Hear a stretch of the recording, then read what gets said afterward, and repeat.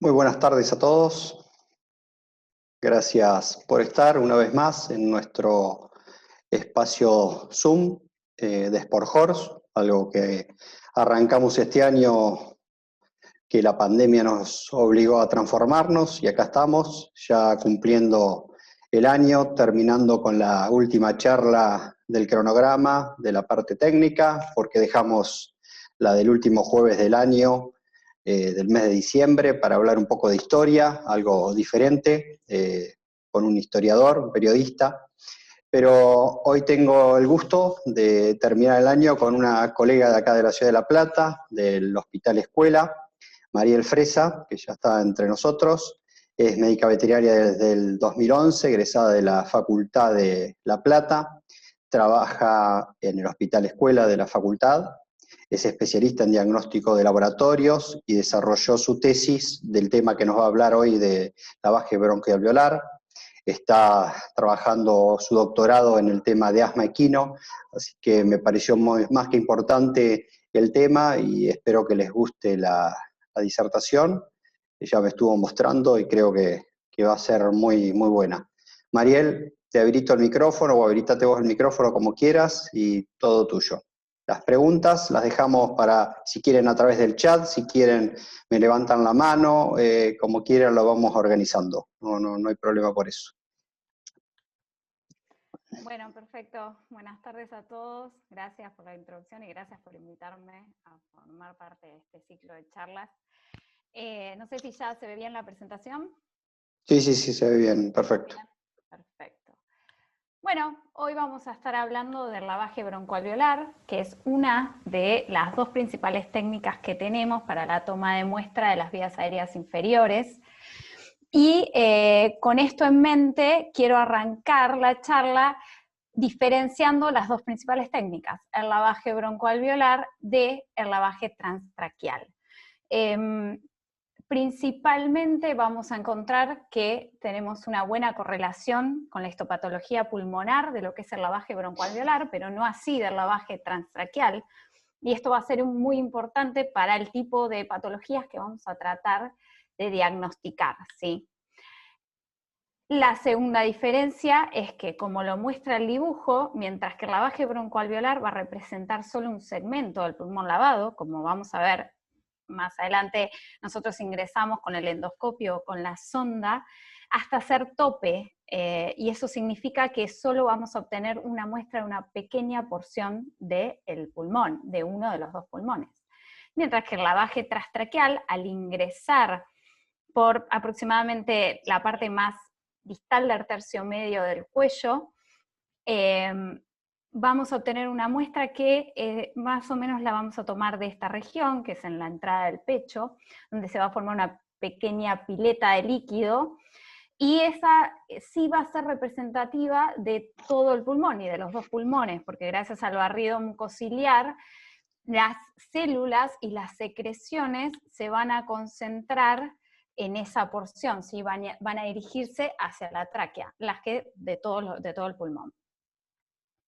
Otra diferencia es que si bien el lavaje broncoalveolar tiene una buena morfología de las células en la citología, no es así para el lavaje transtraqueal y por lo tanto no va a ser nuestra técnica de elección si lo que queremos nosotros estudiar es la citología del pulmón.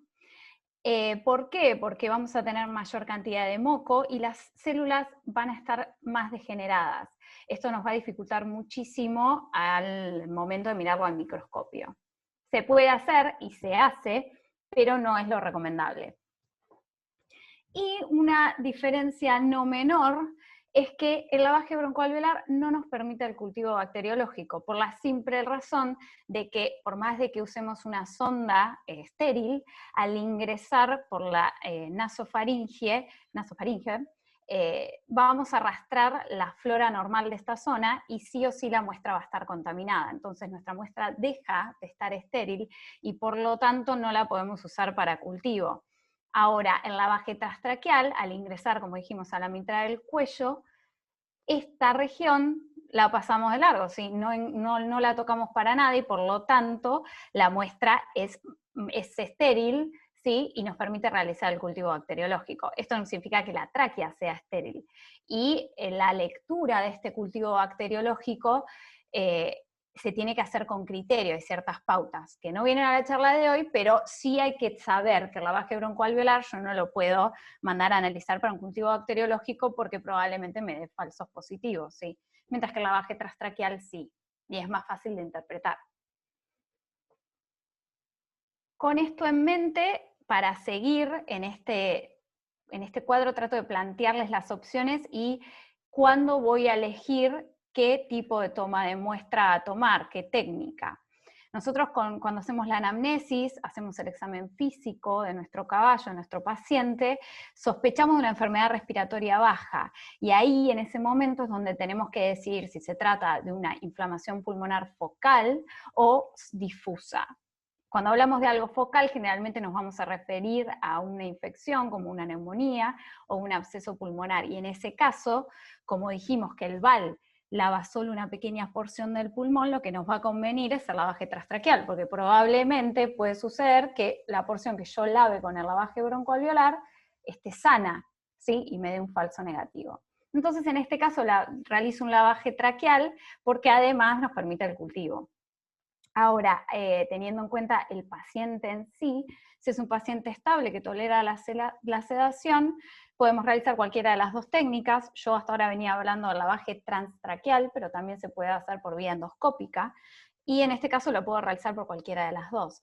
Si es un paciente con un temperamento inapropiado para una endoscopía, o está inestable, si es un paciente que tiene riesgos de que con la técnica exacerbemos demasiado el distrés respiratorio y su signología, entonces ahí es más recomendable el lavaje transtraqueal, que sería el percutáneo. Ahora, si nuestra sospecha es de una inflamación pulmonar difusa, entonces las principales sospechas que vamos a tener en mente son el síndrome del asma equino, lo que antes se llamaba IPA o IAD, y ORA o RAO, y la hemorragia pulmonar inducida por el ejercicio. Y en este caso, como no importa, es una enfermedad difusa y no importa qué parte del pulmón la vemos, podemos realizar un lavaje broncoalveolar. Y acá lo único que hay que tener en cuenta, y lo vamos a ver un poco más adelante, es que esta técnica se realiza siempre con sedación. La única diferencia es que si tengo un paciente con un broncoespasmo, o con excesiva tos, o con hiperreactividad de las vías aéreas, se puede administrar broncodilatadores inhalatorios 10 minutos antes para que la técnica se realice de manera más tranquila. Igualmente, es una técnica en donde hay que avisarle al dueño que el caballo va a toser, ¿sí? Aún cuando esté sedado. Ahora, enfocándonos bien en lo que es el lavaje broncoalveolar, ¿qué nos permite hacer? Vamos a colectar células, pero no solo células, vamos a colectar proteínas y otras moléculas que estén en la superficie epitelial del alveolo y las pequeñas vías aéreas, y las vías aéreas inferiores. Entonces, como venimos diciendo, nos va a permitir diagnosticar la enfermedad pulmonar difusa de causas no infecciosas, y sirve para el diagnóstico y también para monitorear la respuesta al tratamiento. Pero este monitoreo tiene que ser tomado con criterio porque si bien el recambio en las células y la cinética de las células es muy pronto, ¿sí? En pocas horas puede variar la cantidad de las células y el tipo de células que encuentro, generalmente en estas enfermedades tarda, ¿sí? Generalmente vemos hasta primero una respuesta clínica que una respuesta en lo que es la citología. Pero igualmente nos sirve para monitorear el progreso del animal, ¿sí? Y bueno, hay que tener en cuenta que la muestra que colectemos de cualquiera de los dos pulmones se considera que representan a ambos.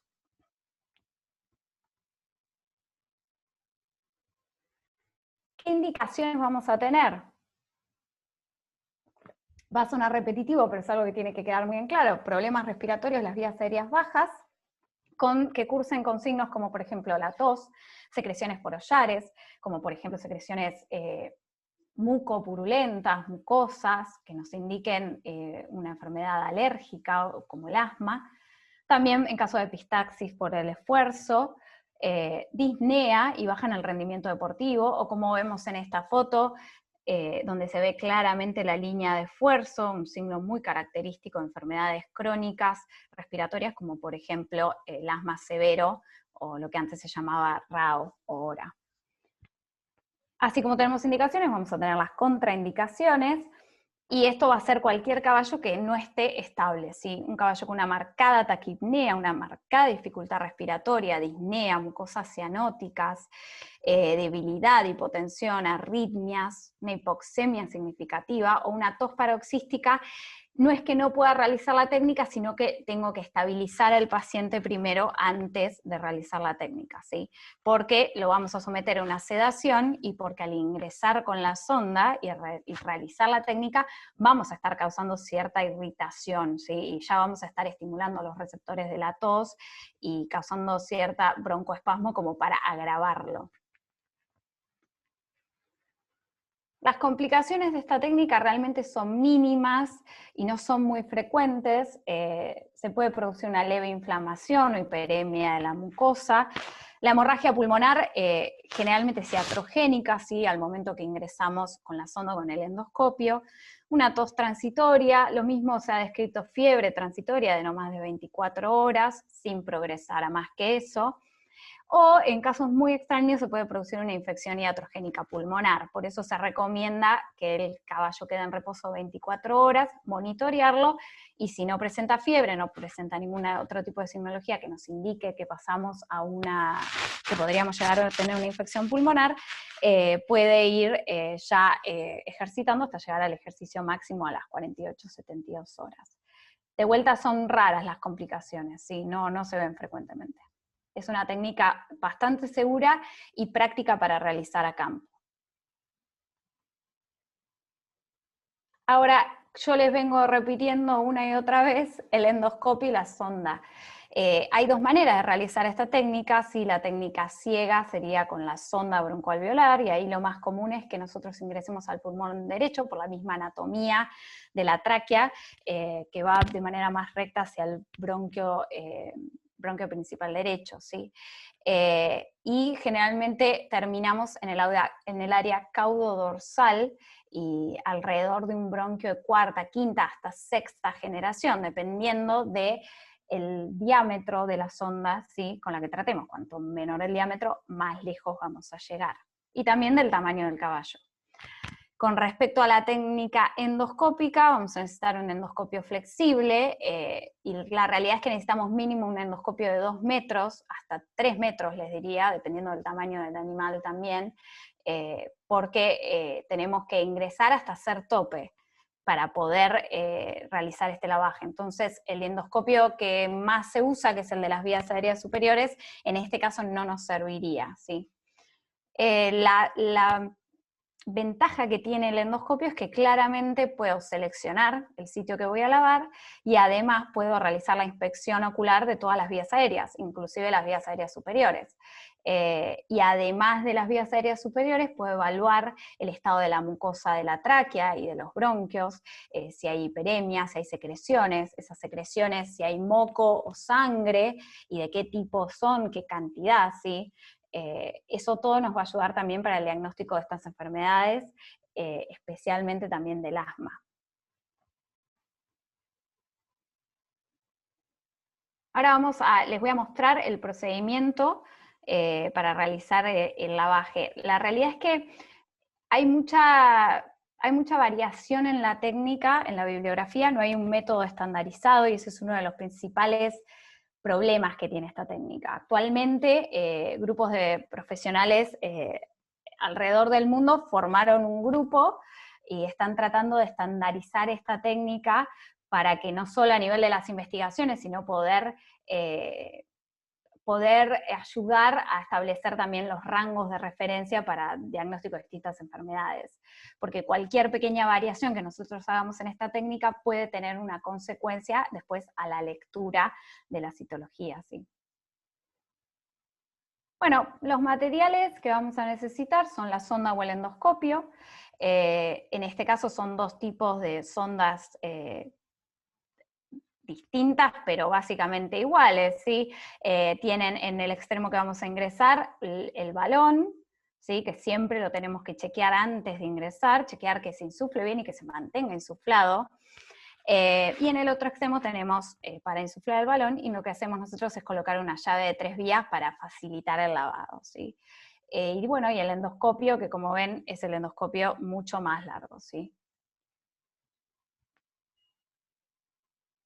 Básicamente los otros materiales que tenemos son materiales para la sedación, ahora lo vamos a hablar un poco más, alcohol, guantes, el algodón embebido en clorhexidina es para limpiar las fosas nasales, porque si bien no es una técnica estéril, queremos hacerlo lo más limpio posible, para obtener una muestra más limpia y para evitar esa complicación que decíamos que era la infección pulmonar iatrogénica. La sonda que ven acá está esterilizada por rayos UV, y está limpia, muy bien limpiada, y luego esterilizada, y si no tenemos esa opción, lo que podemos hacer es colocarla en clorhexidina durante aproximadamente 20 minutos, y luego lavarla así muy bien por dentro y por fuera, o con fisiológica, o sí, con fisiológica estéril sería lo recomendable, ¿sí? Después mínimamente necesitamos una jeringa de 10 mililitros para insuflar el balón, una jeringa de 60 mililitros vacía, y el anestésico local, que en este caso lo que vamos a hacer es la lidocaína que viene al 2%, la vamos a diluir al 1% con solución fisiológica. Y nuestro principal estrella en este caso, que va a ser el líquido con el que vamos a realizar el lavado, y acá es una de las variaciones que hay en la técnica. Después, si alguno realiza esta técnica y usa una cantidad diferente de líquido u otro tipo de procedimiento, están más que invitados a compartirlo. Es muy interesante discutir de esto porque hay muchísima diferencia en todos lados con respecto a esto, ¿sí? La cantidad de volumen que se dice que se puede usar es alrededor de entre 250 y 500 mililitros, o sea que es muchísima la variación que hay. Nosotros lo que hacemos en el hospital es usar 5 jeringas de 60 mililitros con solución fisiológica estéril, ¿sí? O sea que sería un volumen total de 300 mililitros. Lo que sí es importante es atemperarla, ¿sí? Lo pueden atemperar como hacemos nosotros, que esta es la jeringa dentro de una batea con agua a 37, 38 grados centígrados, o si no, atemperar directamente el sachet de fisiológica. Pero el atemperarlo nos va a reducir el broncoespasmo, ¿sí? Así que es una técnica, es una práctica que es muy útil y nos va a mejorar también la recuperación del líquido en su momento.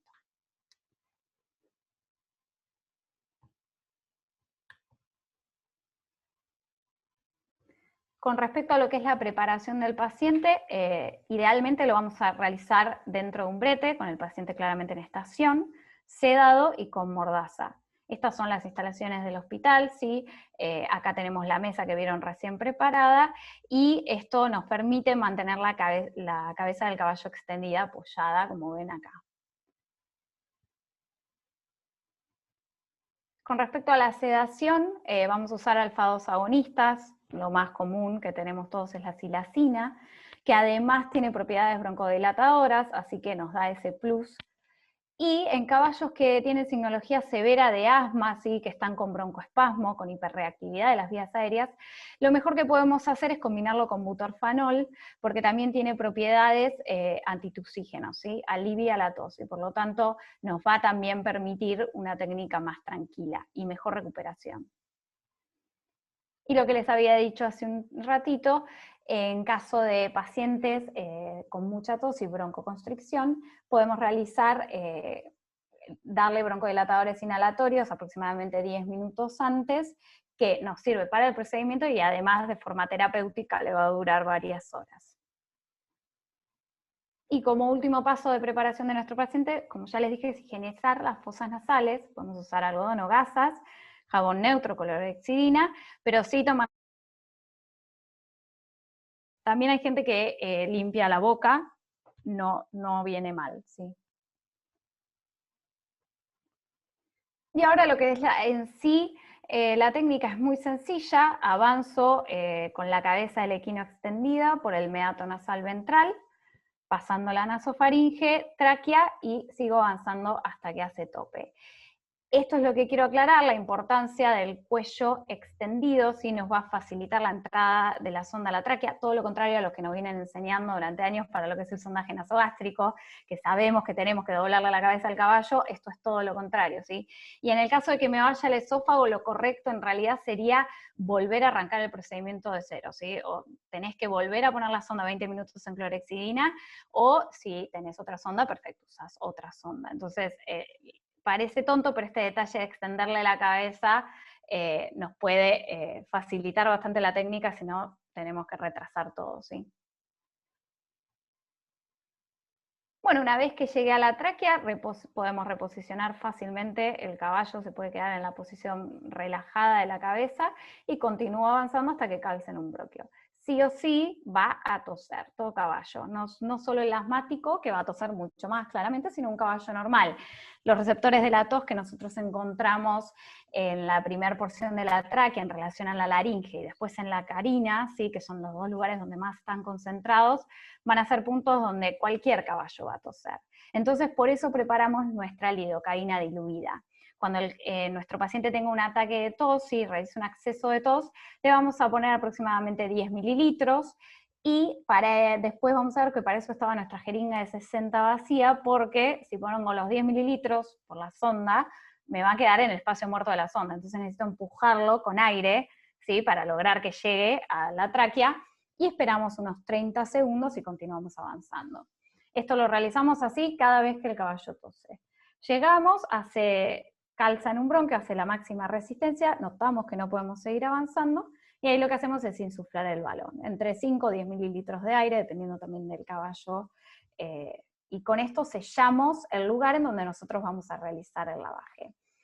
Un detalle no menor es no abandonar las sondas, y la persona que ingresó, mínimo necesitamos 2 personas, la persona que ingresó con la sonda se queda fijando la sonda en posición, presionándolo contra los hollares del caballo. Y ahora sí estamos preparados para realizar el lavaje en sí. Comenzamos aspirando cualquier líquido residual con esa misma jeringa de 60 mililitros que teníamos vacía, para sacar cualquier líquido residual, lidocaína que nos haya quedado en la sonda.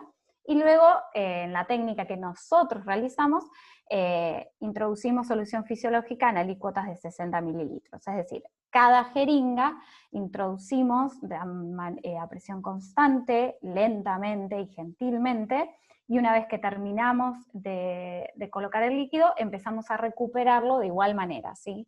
Gentilmente, a presión constante y frenando cuando siento resistencia. ¿Por qué? Porque quiero evitar la presión negativa excesiva que puede llegar a generar una hemorragia iatrogénica. Así puedo colapsar las vías aéreas terminales y los alvéolos y terminar generándole daño al caballo innecesariamente. Una vez que realizamos esto, nosotros lo hacemos jeringa por jeringa, terminamos con nuestras 5 jeringas, no recuperamos más líquido, desinsuflamos el balón y retiramos la sonda. Acá puede haber otras personas, a lo mejor alguno de ustedes, que hace algo distinto, ¿sí? En la manera en la que instilan el líquido. Algunas personas a lo mejor ponen 2 jeringas, ¿sí? 100 mililitros, 150 mililitros y recuperan. Hay otras que ponen 250 mililitros de una y recuperan, ¿sí? Nosotros con esta técnica, es nuestra técnica que estandarizamos, es la que usamos, y la verdad que funciona muy bien.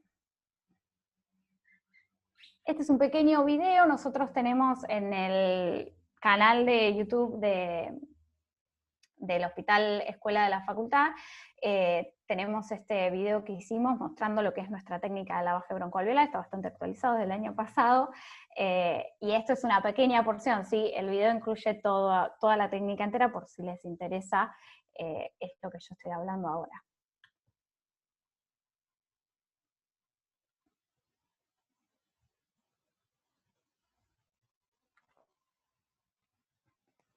Fíjense cómo está la cabeza del caballo extendida, y en un momento van a ver que tose, y ahí la persona que está avanzando se frena, ¿sí? Ahí tosió, se frena, y se pasa a instilar la lidocaína.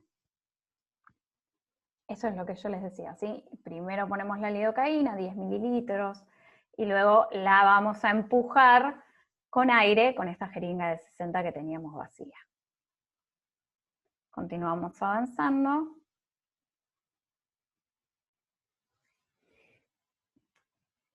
Isotope, insuflamos el balón, en este caso usamos creo que 10 mililitros, entre 8 y 10 solemos usar. Aspiramos con la jeringa vacía el líquido residual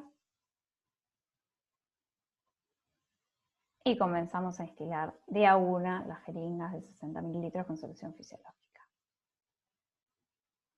Esto no tendría que causar ningún malestar en el caballo si ya no tosen para esta altura. Y este es un detalle que quiero que vean, ¿sí? Hasta ahí probablemente todo esto haya sido el espacio muerto de la sonda, y ahí que empieza a venir esa espuma nos indica que nuestra toma de muestra es correcta, ¿sí? Esta espuma indica que es surfactante, o sea que estamos lavando el alvéolo y estamos bien. Repetimos lo mismo, ¿sí? Con todas las jeringas. Puede pasar, porque puede pasar, de que no recuperemos, ¿sí? Todo el líquido. Generalmente se recupera entre un 60 y un 80%, y eso es a lo que aspiramos, pero en caballos, por ejemplo, con asma severo, que sufren broncoespasmos muy severos, y reducción del calibre de las vías aéreas, se torna un poco más difícil recuperar, y en este caso a lo mejor recuperamos menos. Siempre que venga con surfactante, igual en estos casos consideramos que es representativa la muestra. No se preocupen si de los 300 mililitros, por algo, ustedes no los pueden recuperar y quedan adentro. El pulmón del caballo es muy grande, tiene una gran capacidad, ¿sí? 300 mililitros no hacen nada. Realmente no hacen nada al intercambio gaseoso, así que no hay que tenerle miedo. Ahora, de lo que es el balconendoscopio, no está claramente disponible para todos y por lo tanto lo vamos a ver bastante rápido, ¿sí? En este caso lo que se hace es por el canal de biopsia, esa es la manera. Ahí también se puede hacer con sondas o con catéteres por el canal de biopsia, y también varía mucho en cuántas alícuotas y el volumen que se instila, pero en este caso lo vamos a estar viendo, como en el video que les voy a mostrar ahora. Lo podemos recuperar con jeringas de 60 con una bomba de succión, siempre y cuando la presión no sea mayor de menos 5 a menos 15 centímetros de agua, ¿sí? De vuelta para no dañar las vías aéreas. Estos son pequeños, esto es un bal que se hizo en el hospital. Ingresamos por la laringe, fíjense cómo podemos ir viendo toda la tráquea, ¿sí? Evaluamos la mucosa, evaluamos si hay moco. Si no se ven los videos, no se preocupen que después les muestro algunas fotos.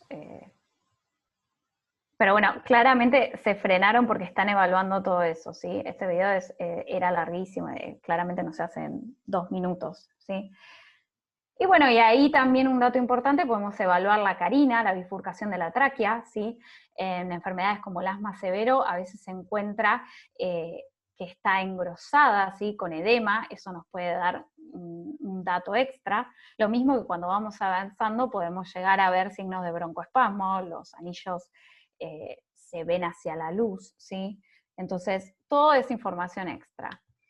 Ahora ya en este video se llegó hasta el tope y se está instilando el líquido. En este caso están usando un catéter a través del canal de biopsia. Se instila el líquido y fíjense cómo ya se empieza a ver allá a lo lejos la espuma que nos indica el surfactante.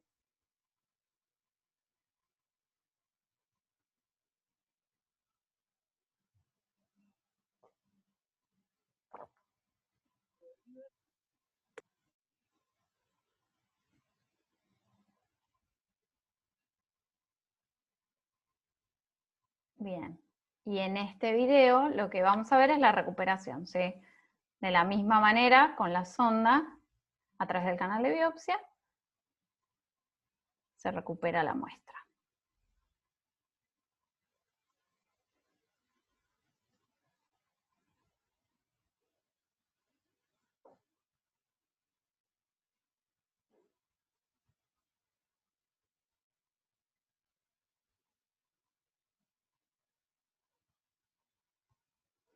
Algo que no les dije, pero que se puede hacer es, si yo quiero realizar cultivo y citología, lo más recomendable sería hacer primero un lavaje transtraqueal o con la técnica endoscópica, si tengo el catéter necesario para mantener la técnica estéril, y luego realizar el BAL-C.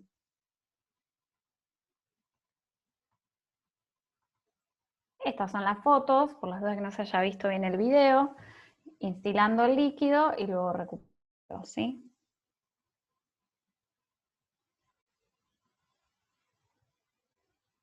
Bueno, tenemos nuestra muestra y ahora tenemos que procesarla. Y acá es donde voy a tratar de ir más rápido porque sé que muchos de ustedes la mandarían a un laboratorio, sí, pero hay ciertos tips que quiero que se lleven que va a ayudar a ustedes y a los del laboratorio. Para empezar, la colecta de la muestra la podemos hacer como hacemos nosotros, en las jeringas de 60 mililitros, y como nosotros analizamos todo el volumen, yo directamente de esto lo paso a los tubos de la centrífuga, que ya les voy a mostrar. Pero también otra práctica que podemos hacer es colocarlo en un recipiente estéril, ¿sí? Colectar toda la muestra recuperada en un mismo recipiente y de ahí tomar una alícuota. Se sabe que igual es representativo, ¿sí? Lo mismo, la única diferencia es que tenemos la ventaja que nos indica qué volumen recuperamos, ¿sí? Entonces sabemos el porcentaje que recuperamos.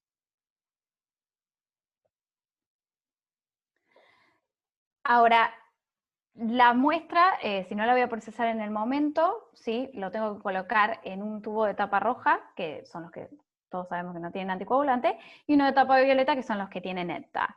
Principalmente porque por si hubo un pequeño sangrado, ¿sí? Para evitar la coagulación y para la agregación de las células. ¿Qué es importante? Nosotros queremos preservar la morfología celular y disminuir el crecimiento bacteriano, porque dijimos que sí o sí íbamos a arrastrar la flora normal de la nasofaringe. Entonces, bacterias vamos a tener. Y a medida que pasa el tiempo, la morfología celular va a ir cambiando. ¿Por qué? Porque además no es, por ejemplo, una muestra de líquido peritoneal, que lo obtenemos directamente. Nosotros estamos lavando, entonces es una muestra que está diluida, por lo tanto es baja en proteínas, es mucho más difícil de conservar. Se sabe que hasta 8 horas a temperatura ambiente estamos bien. Ya si nos pasamos las 8 horas, hasta las 24 tendríamos que refrigerarlas a 4 grados centígrados. Más de 24 horas, realmente lo único que nos quedaría hacer es fijarla con igual volumen de etanol al 40, formalina al 10, ¿sí? Pero no está recomendado, si bien nos dura hasta una semana, se dificulta mucho la lectura de la citología. Primero que hay que avisarle, obviamente, al laboratorio, porque no van a poder usar las tinciones que se usan de rutina, sí van a tener que usar hematoxilina bocina u otras tinciones, no las Romanowski típicas que se usan, y es muy difícil, si altera la morfología celular, no es lo recomendable. Entonces, si se puede, bueno, chequear con el laboratorio primero, como se hace para otras muestras también, chequeamos, bueno, tal día te voy a llevar una muestra, listo, perfecto. Tratar de coordinar con el laboratorio si es que no lo vamos a analizar nosotros. ¿Cómo lo envío al laboratorio? La voy a enviar la muestra refrigerada, ¿sí? Con los FrioPack.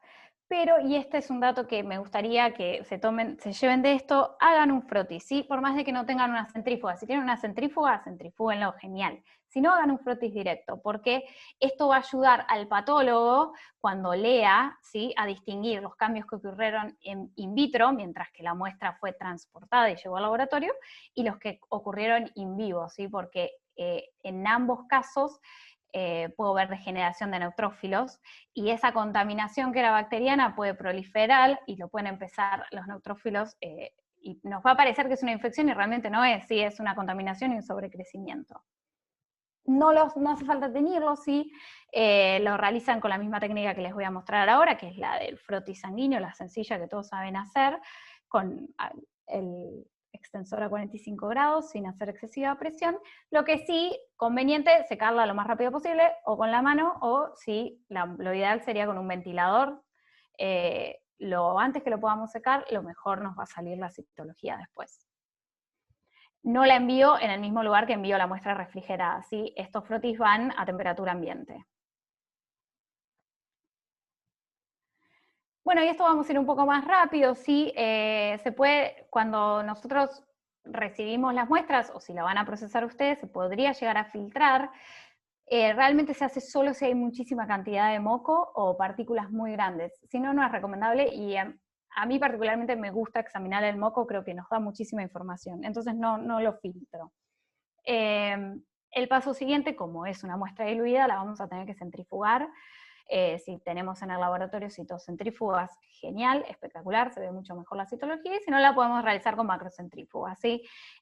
Colocamos las muestras en los tubos a 1000, 1500 revoluciones durante 5 o 10 minutos, y luego descartamos el sobrenadante, ¿sí? Acá se ve el pellet, acá está la muestra, este es el pellet que se forma después del centrifugado, volcamos el tubo, siempre queda una mínima cantidad de líquido, y en eso resuspendemos el pellet, y nos queda como acá abajo.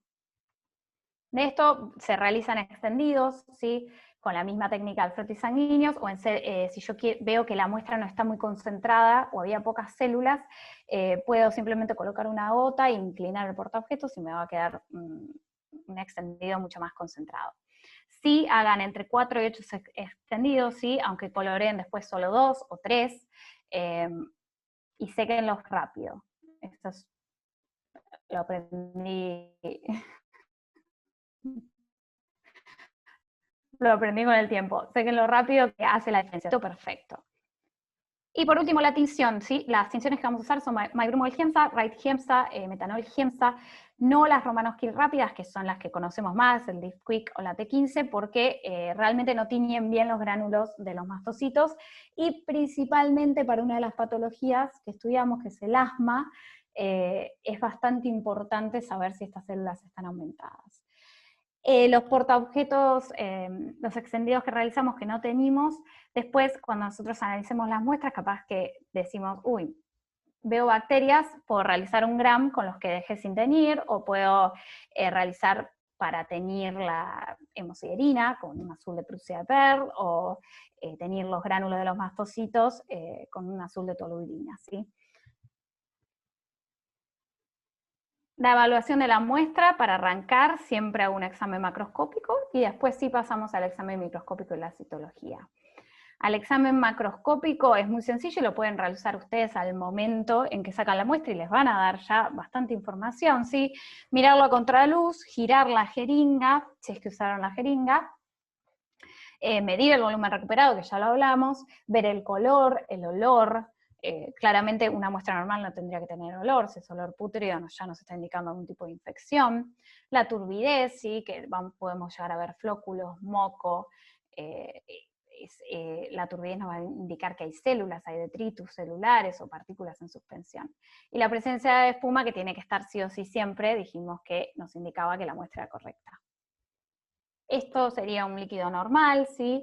Incoloro, translúcido, inoloro, claro, o puede ser levemente turbio, y si tiene hebras de moco van a ser muy finas, ¿sí? Muy sutiles, creo que ahí se llega a apreciar un poco. Y estos son todos anormales, distintos grados. Fíjense, acá ya vemos hebras de moco mucho más grandes. Este líquido claramente tiene una tinción rosada, o sea que ya ahí empezamos a sospechar que podemos llegar a tener eritrocitos, un tipo de hemorragia.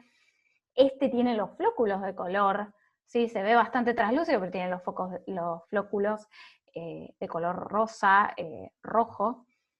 Este lo mismo, si bien es translúcido, fíjense la cantidad de moco que tiene, y este ya es moco mucho más espeso y está más opaco el líquido. Y bueno, este claramente es anormal, ¿sí? Rojizo, intenso, que nos está indicando algún tipo de hemorragia, ¿sí? Ahí hay glóbulos rojos. Si ya tiene una coloración un poco más oscura, podríamos sospechar de que ya tenemos hemosiderófagos.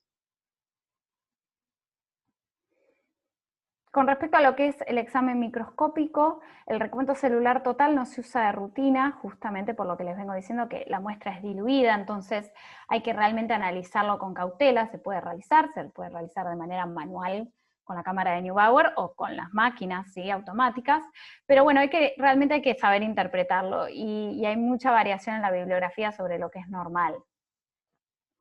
Lo que sí nos importa para el diagnóstico es el recuento celular relativo, y aquí tenemos que contar entre 200 a 500 células. Cuanto más células cuente, mejor, más representativo va a ser.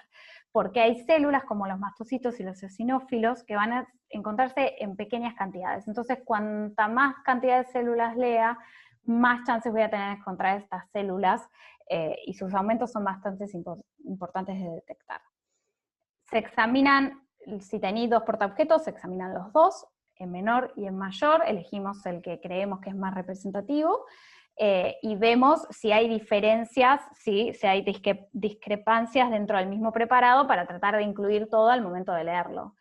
Y la lectura sí la vamos a hacer en aceite de inmersión porque queremos evaluar bien la morfología y cualquier cambio que pueda haber dentro de las células. Y acá se los puse con signo de exclamación porque para mí es muy importante también tomarnos el tiempo de examinar las hebras de moco. Quedan muchas células, mucho material atrapado en el moco que puede ser muy interesante al momento del diagnóstico. Esto es, a modo de ejemplo, las células que vamos a encontrar, no me voy a frenar mucho acá. Estos son macrófagos, ¿sí? Estos son las células que vamos a encontrar en mayor proporción en caballos normales. Estos macrófagos están inactivos, ¿sí? Son macrófagos normales, los mismos estos. Y después nos podemos encontrar con macrófagos activos, que cierto grado de actividad es normal encontrarlos, ¿sí? Pero ya cuando deforman, desplazan el núcleo, deforman la célula, ya sabemos que esto ya no es normal, ¿sí? Lo mismo cuando tienen mucha cantidad de material particular en su interior, como esta célula. Y esto sí ya es procesos crónicos, sí son células gigantes multinucleadas, son macrófagos que se fusionaron entre sí. Esto se ve en procesos inflamatorios crónicos. Otro macrófago importante son los hemosiderófagos, ¿sí? Tienen hemosiderina en su interior. Va a ser muy importante, lo vamos a ver en un ratito, para lo que es el diagnóstico de la hemorragia pulmonar inducida por el ejercicio. Y los gránulos pueden variar, ¿sí? De color, desde un verde medio oliva hasta doradito, pasando al marrón y llegando hasta el negro, ¿sí? Esta es una célula gigante multinucleada con hemosiderina en su interior, casi de color negro. Los neutrófilos van a ser muy importantes, sí, para nuestro diagnóstico y nos pueden dar mucha información. Estos neutrófilos son normales, casi como los que vemos en sangre, la única diferencia es que se va a tener el citoplasma mucho más clarito, son más difíciles de ver, ¿sí? Pero bueno, esto sería un polimorfo nuclear normal. Ahora, una vez que están en el espacio alveolar, no vuelven, entonces podemos encontrar neutrófilos viejos, ¿sí? Que son esos neutrófilos hipersegmentados, o con cambios pignóticos, ¿sí? Esto ya es un macrófago, un neutrófilo que está sufriendo apoptosis, y eso es normal en cierto grado. Ahora, en procesos agudos, nos podemos encontrar con esto, que son neutrófilos en banda, ¿sí? Esto ya no es anormal, esto es anormal, ya no es normal. O en procesos que luego vamos a ver, infecciosos, nos podríamos llegar a encontrar con neutrófilos con cambios degenerativos o tóxicos. Lo mismo en procesos infecciosos, miren, este neutrófilo tiene bacterias en su interior, ¿sí? Y en este caso, si yo me reservo un portaobjeto, podría llegar a ser un Gram y ayudarme a guiarme hacia de qué patógeno estoy hablando. O si no realicé un lavaje transtraqueal, en este caso lo indicaría, ¿sí? Otras células importantes, bueno, los linfocitos son las segundas células más abundantes que vamos a encontrar normalmente. Y después tenemos estos, que son los eosinófilos, ¿sí? Esto es igual, la foto no les hace justicia, se ven realmente fucsias. Son los mismos que en sangre, clásicos, inconfundibles, ¿sí? Los gránulos son grandes, muy acidófilos, para diferenciarlo de lo que vemos acá, que son los mastocitos, que los gránulos son muchísimo más pequeños, ¿sí? Y ya son gránulos metacromáticos, ¿sí? De otra coloración más oscura. Pueden ser desde un magenta, como se ve ahí, hasta realmente violeta. Otros hallazgos, bueno, por ejemplo, las células epiteliales, que son estas que tenemos acá, las columnares ciliadas y los caliciformes, las voy a ver, las voy a examinar, voy a ver si hay cambios, porque en ciertas patologías se producen cambios en estas células, pero no las voy a incluir en mi recuento de 300, 200 o la cantidad de células que estén contando. Esto es lo que yo les decía del moco, la importancia, fíjense la cantidad de células que hay adentro y afuera del moco no hay tantas. O sea que esto nos puede ayudar. No puedo realizar el conteo acá adentro, pero nos puede dar un dato. Miren, esto es lo mismo, todo eran neutrófilos, ¿sí? Eso no es normal. Y este moco, en forma de espiral de Kurtzman, que nos indica procesos crónicos, ¿sí? El moco queda tanto tiempo dentro de los bronquiolos terminales que adopta la forma de espiral de las vías aéreas terminales. Y esto es importante también diferenciar y reconocer los contaminantes. Estas son células epiteliales. ¿Se acuerdan de lo que venimos diciendo de la nasofaringe? Bueno, son células epiteliales que generalmente además tienen bacterias en su superficie, a veces tienen un núcleo pigmótico chiquitito, pero son así, muy características. Todo esto son bacterias extracelulares, que es contaminación, no me indican infección, ¿sí? Lo mismo podemos encontrar hifas, esporas, esta es una macroconidia de alternaria, que es contaminación, ¿sí? No nos indica una infección fúngica, es una contaminación. Sí nos puede indicar, si encontramos mucho de esto, nos puede indicar que hay un problema con el barrido mucociliar. Claramente esto del pulmón lo tendría que sacar, ¿sí? El barrido mucociliar lo tendría que llevar hacia la tráquea y luego generalmente es deglutido. Entonces, si encontramos mucha cantidad, hay cierta asociación en casos con asma, ¿sí? Principalmente asma severo. No sé cómo venimos con el tiempo. Venís bien, Mariel. Venimos Hasta ahora bien. muy claro. Bueno. Aprovecho a decirles, así te doy un respiro, que cualquier pregunta la pongan en el chat. Yo ya tengo una, así que después te la hago, pero seguí tranquila. Perfecto. Bueno. Y lo último que vamos a ver es la interpretación de los resultados, ¿sí?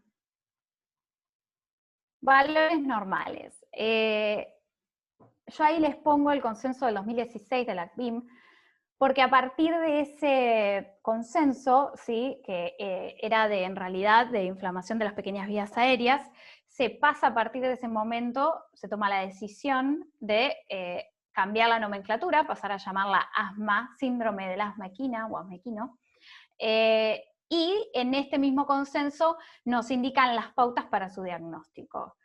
Dentro de esto nos indica entonces cuáles serían los valores normales, porque yo les venía diciendo que había muchísima variación en esto, y si ustedes tienen práctica en este tema, cuando los vean me van a criticar y me van a decir, pero esto no son lo que yo vengo usando hace un montón. Y no, cambió, ¿sí? Con estos nuevos, ellos dicen que con estos nuevos rangos que ellos están dando, con estos nuevos valores, es más representativo de ambos pulmones y de la enfermedad en sí. El rango de macrófagos y linfocitos, mucha atención no se les da, porque realmente no nos sirven para el diagnóstico. A mí, en la facultad, realmente encontramos mucha cantidad de macrófagos activados, y eso para nosotros sí es indicador de inflamación pulmonar, ¿sí? Y le damos importancia, pero si uno se pone a buscar en la bibliografía, realmente no se encuentra mucho de estas dos células. Sí se le da mucha importancia a lo que son los neutrófilos, los mastocitos y los eosinófilos.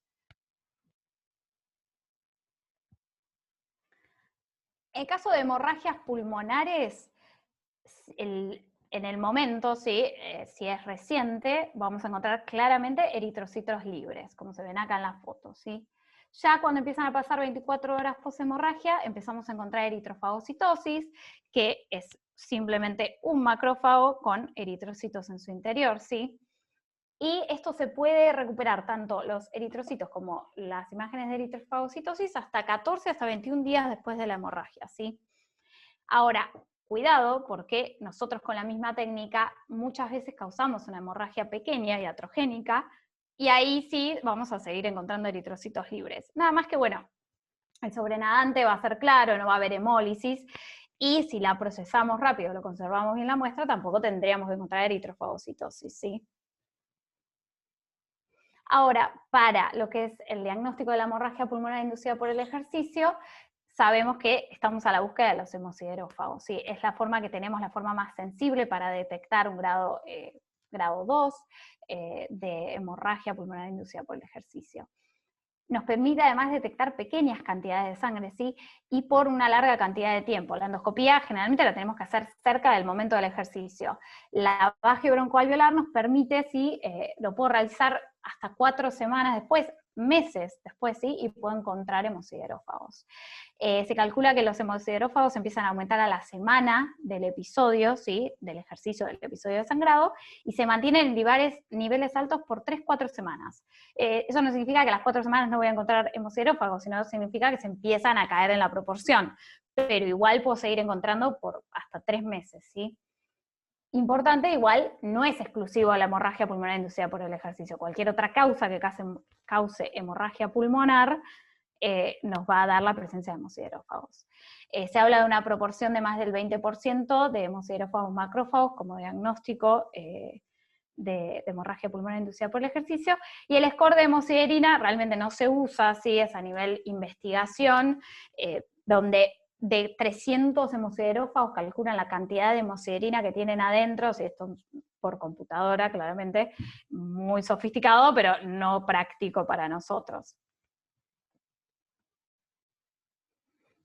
Yo les puse la inflamación séptica porque puede pasar que nosotros sospechemos de que estamos con un caso de asma y en realidad encontremos que es una inflamación séptica, porque el asma, ¿por qué no se puede complicar con una inflamación séptica, no?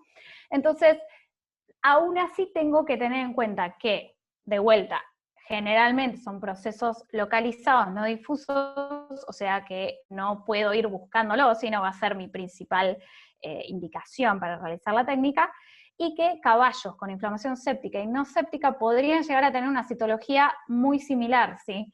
Entonces, si lo encuentro y lo puedo diferenciar, buenísimo. Si no lo encuentro, no me descarta la infección, ¿sí? Entonces, lo más común que la infección bacteriana, normalmente encuentro, como ya les había mostrado esta foto, bacterias dentro de, por ejemplo, neutrófilos o macrófagos, ¿sí? Lo más común, neutrófilos. Y esto sí, si las muestras se conservó bien, indica infección, ¿sí? Normalmente no va a haber. Y después podemos encontrar, como también les había mostrado, bacterias extracelulares. Y acá puede ser por los dos motivos. Podemos estar con una infección o puede ser simplemente la contaminación de la toma de muestra. No encuentro bacterias, igual no puedo descartar que esté con un proceso séptico, ¿sí? Otras infecciones como la fúngica, la viral, la parasitaria me van a dar distintas citologías. Puedo llegar a encontrar elementos fúngicos que me pueden llegar a ayudar a ver de qué entidad es, pero es muy difícil, ¿sí? Generalmente se ven aumentados los neutrófilos, los eosinófilos y los macrófagos. Después vamos a ver un poco más la enfermedad viral, vemos alteraciones en las células epiteliales, podemos encontrar en un principio los neutrófilos aumentados y después los linfocitos. Y en la parasitaria ya es muy extraña, ¿sí? Ahora que tenemos tan a mano los antiparasitarios, los antihelmínticos como la ivermectina, realmente es muy rara de ver, pero en estos casos veríamos una fuerte eosinofilia. Y esta es una eosinofilia que se mantiene en el tiempo, ¿sí? La que vamos a ver ahora a continuación, que es la del asma, es mucho más transitoria. Esta es una eosinofilia muy alta, ¿sí? Y que se mantiene. Bueno, y lo que es la inflamación aséptica, que es el síndrome del asma equino, es un tema aparte, sí, es muy interesante, pero básicamente, para los que no están al tanto, se divide actualmente en asma leve moderado, que era lo que antes llamábamos inflamación de las pequeñas vías aéreas, y el asma severo, que era lo que antes llamábamos obstrucción recurrente de las vías aéreas. En el caso del asma leve moderado, podemos llegar a encontrar, si lo realizamos, un aumento en el número total de células nucleadas, y al recuento diferencial relativo podemos encontrar una neutrofilia, ¿sí? Más de 10% de neutrófilos, una eosinofilia, más de 5% de eosinófilos, o una mastocitosis, más de 5% de mastocitos. Combinados, ¿sí? O sea, puedo encontrar neutrófilos con mastocitos, generalmente van de la mano el mastocito con el eosinófilo, o los tres aumentados al mismo tiempo. La mastocitosis, generalmente en esta enfermedad se asocia generalmente ciertas edades, ciertos perfiles citológicos, digamos, a ciertos perfiles fenotípicos, ¿sí? Se habla de distintos fenotipos del asma leve moderado. La mastocitosis se asocia a hiperreactividad de las vías aéreas, obstrucción pulmonar subclínica, intolerancia al ejercicio, y generalmente se da en caballos más jóvenes. Y la eosinofilia también generalmente se da en caballos más jóvenes, es mucho menos frecuente, suele ir acompañando a la mastocitosis y está en relación a una hiperreactividad por exposición al polvo, o sea, algo ya se sospecha más sí o sí alérgico. Es un hallazgo transitorio, yo puedo realizar el VAL, tener una eosinofilia, volver a realizarlo al otro día y ya no encontrarlo para nada, y me ha pasado, doy fe de eso. Y por último, la neutrofilia se asocia a caballos más grandes y está asociado a tos y moco, ¿sí? Y después también en el asma severo, a mayor cantidad de neutrófilos, mayor severidad hay generalmente en la signología. Y el asma severo, como dijimos, vamos a encontrar esta neutrofilia, pero ahora vamos a tener más de un 25% de neutrófilos. De vuelta, yo sé que estos porcentajes cambiaron, ¿sí? Pero bueno, esto es lo que se está usando actualmente para el diagnóstico de esta enfermedad.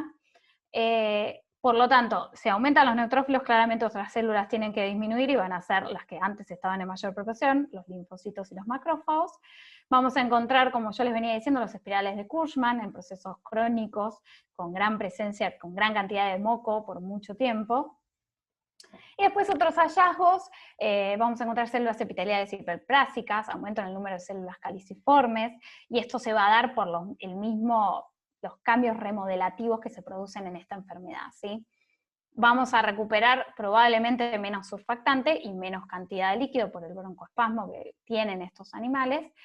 Y lo que les dije también, que podemos llegar a encontrar una gran cantidad de partículas, como por ejemplo polen, dentro de los macrófagos, por la dificultad que tenemos en el barrido mucociliar. ¿Sí? El moco es mucho más espeso, lo cual dificulta muchísimo más el barrido mucociliar. Este no es un detalle menor, caballos en remisión, ¿sí? Si nos guiamos por la nomenclatura vieja, obstrucción recurrente de las vías aéreas, ¿sí? Son animales que sufren episodios de exacerbación de signología. Si nosotros tratamos el animal o el animal está en un periodo de remisión, la citología del VAL puede ser normal, ¿sí? Y existe un tipo de asma en donde realmente la citología se muestra normal, que es el paucitopénico, que está descrito en el hombre y se está empezando a describir también en el caballo.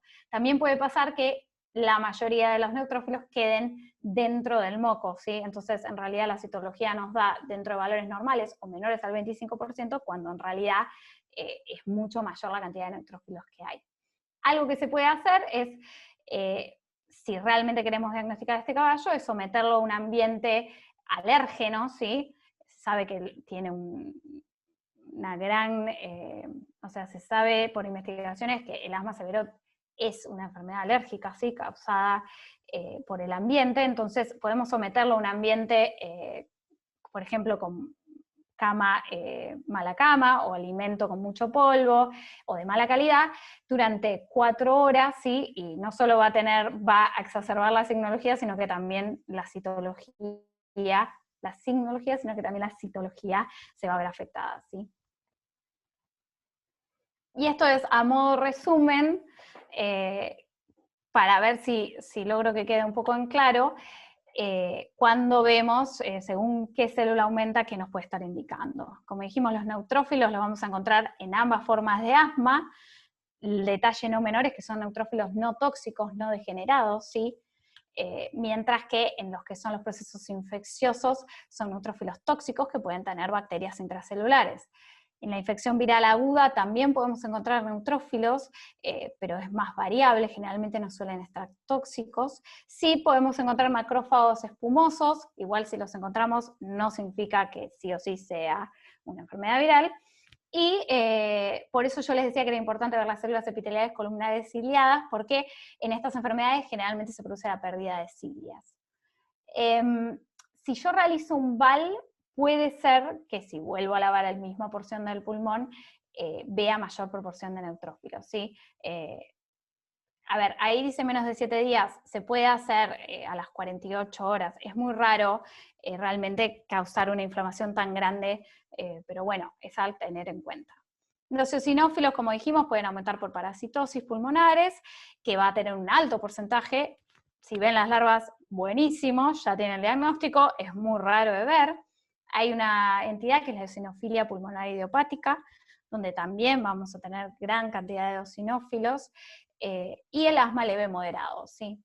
Los mastocitos, más que nada, va a ser principalmente por el asma leve moderado, o anteriormente llamada inflamación de las pequeñas vías aéreas, y las células epiteliales, como dijimos, en infecciones virales van a tener la morfología alterada, va a haber pérdida de cilias, o si realizo una toma de muestra traumática, si me costó mucho recuperar el líquido o ingresar, puedo llegar a encontrarlas también aumentadas en grupos.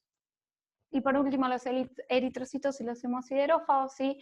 Que tanto puede ser por la muestra traumática, donde tendríamos que ver los eritrocitos, pero no los hemosiderófagos, o por una hemorragia pulmonar, como la hemorragia pulmonar inducida por el ejercicio, donde ya encontraríamos los hemosiderófagos, ¿sí? Dependiendo del tiempo que pasó desde el episodio de sangrado. Bueno, conclusiones finales. Es una técnica segura, es muy práctica, nos permite detectar alteraciones pulmonares como el asma y la hemorragia pulmonar inducida por el ejercicio, que de otra manera, ¿sí? El asma leve moderado muchas veces se puede manifestar de manera subclínica. Entonces, antes nos permite, esta técnica nos va a permitir, ¿sí? A lo mejor solo una baja en la performance ya es un animal que está comenzando con asma leve moderado, y si le realizo un VAR lo podría llegar a diagnosticar y tratar a tiempo y evitar que empeore, ¿sí? Entonces, como dijimos, nos permite orientar el diagnóstico y puede ser realizado a campo. La principal desventaja es que hay muchas variaciones en la técnica, y hasta que estos señores se junten y nos digan qué decidieron que era la mejor técnica, lo vamos a seguir teniendo. Probablemente por muchos años más vamos a todos nosotros a hacerlo de manera distinta, ¿sí? Todo, tanto factores intrínsecos del animal, el momento que lo realizo, si antes o después del ejercicio, pueden afectar el recuento celular relativo, ¿sí? Y es algo que tengo que tener en cuenta. Entonces, la mejor solución para ese problema es cada uno en la práctica que tenga en el laboratorio, estandarizar la técnica de muestreo, ¿sí? Tratar de ver con qué técnica recupero mejor y de qué manera se ven mejor las células, ¿sí? Estandarizar eso, y en el caso de los laboratorios también fijarse de establecer rangos de referencias personales, ¿sí? Según la experiencia, y según también buscar a lo mejor trabajos que utilicen las mismas técnicas que están usando ustedes para guiarlos. Y conclusión final, como siempre, ¿sí? El diagnóstico de la enfermedad pulmonar a partir del VAL lo tengo que hacer interpretando todo, la anamnesis, la historia, el examen físico y otros métodos complementarios. Por eso es tan importante que cuando ustedes remitan una muestra al laboratorio, la acompañen de la anamnesis y la historia clínica del caballo, ¿sí? Ayuda muchísimo. Y también signología. Bueno. Bueno, No sé si tienen alguna María, pregunta. felicitaciones, muy buena, muy clara, muy lindas Gracias. imágenes, así que muy contento por haberte invitado, porque la verdad que muy lindo. Ahora van a empezar las preguntas, ya las felicitaciones ya están en el chat antes que las preguntas, así que Bueno, estaré gracias. contenta. Una pregunta que dijiste, que cuando preparas el animal para hacer el VAL, que hablaste del clenbuterol con la Aeromás, ¿no?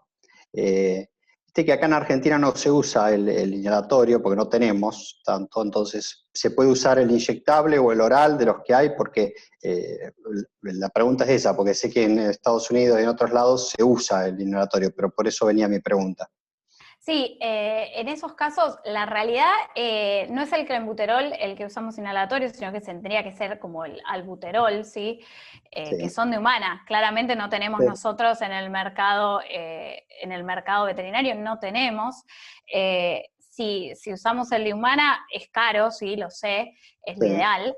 Pero sí se puede usar el inyectable, lo único que hay que tener en cuenta es el tiempo que tarda en hacer la acción, ¿sí? Si Sí, yo sí, ya venía en tratamiento del caballo con eso, perfecto, sí, y si no, tener en cuenta, bueno, me tarda tanto tiempo en hacer acción, no van a ser los 10 minutos que me da la ventaja del inhalatorio, claramente, ¿no? sí, Pero por sí se supuesto. puede usar. Igualmente te comento que me acuerdo en una época el laboratorio Beringer tenía no me acuerdo de cómo era el equipo, pero medían el tiempo en que cómo dilataba, y a los 10 minutos de una inyección inyectable ya lograban medirlo, o sea, lo digo como dato nomás, no Tenía hice una respuesta ya, bien. pero a los Sí, 10 minutos ya había una relajación de los bien. bronquios. Sí, deben haber usado un ventígrafo, creo que Sí, un ellos... ventígrafo, el ventígrafo, Sí, no me salía. sí. Acá pregunta una colega, ¿qué atlas recomendás para morfologías de VAL? Si podrías recomendar alguno, si hay, no sé si existe. Sí, hay. El nombre no me lo sé de Bueno, memoria, si querés después te los ya te lo vas a paso. ir La verdad acordando, que no hay tendría que haber problema. puesto una hoja de bibliografía. No hay Sí, problema. hay atrás, hay uno que es especialmente del equino, en inglés, ¿no? Castellano realmente no hay, Sí, sí. lamentablemente. Es todo en inglés. Bueno, yo te agradezco en primer lugar por la predisposición y excelente la charla, te lo vuelvo a decir. Ahora les voy a pedir un minuto que se queden, que quiero, por si por ahí surgen alguna otra pregunta, pero les quiero seguir mejorando este espacio y les hago una pequeña encuesta a todos los asistentes como para que voten de una manera fácil, con un multiple choice de 5 preguntitas que no les llevará más de un minuto, y después les muestro una charla que hay la semana que viene en la Facultad de Veterinaria, que es de manera virtual, que se las quiero compartir por si a alguno le interesa. Les mando la votación y de ahí después seguimos. Perfecto. Muchas gracias por invitarme. No, gracias a vos, La María. verdad. Muchas gracias.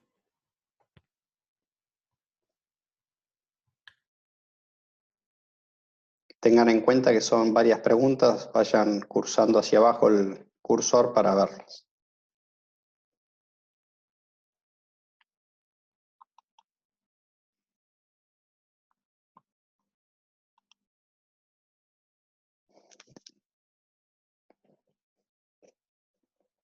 En un momento fueron más de 30 asistentes y la verdad que es un logro a esta altura del año, ya con tantos Zoom y cosas que uno está agotado. Así que muchas gracias a los que están y yo creo que el tiempo ya está para las respuestas. Lo dejo un poquito más.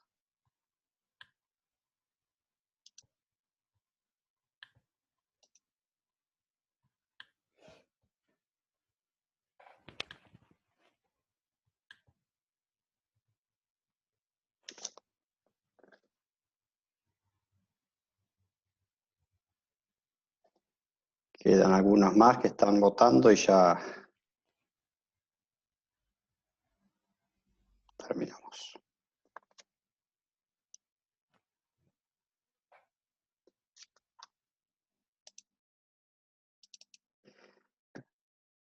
Bueno, la charla que les quiero invitar es esta que hacen en la Facultad de Veterinaria de La Plata, en el campo Don Joaquín, donde va a disertar la doctora Marta Monina, que va a hablar de patologías ortopédicas del desarrollo, el médico veterinario Federico Oyuela, que va a hablar de las verdades sobre el errado terapéutico, y algo de reproducción, Jacobo Rodríguez, que es un exalumno de la facultad, va a hablar de aspiración folicular en yeguas, las perspectivas de su aplicación en la cría.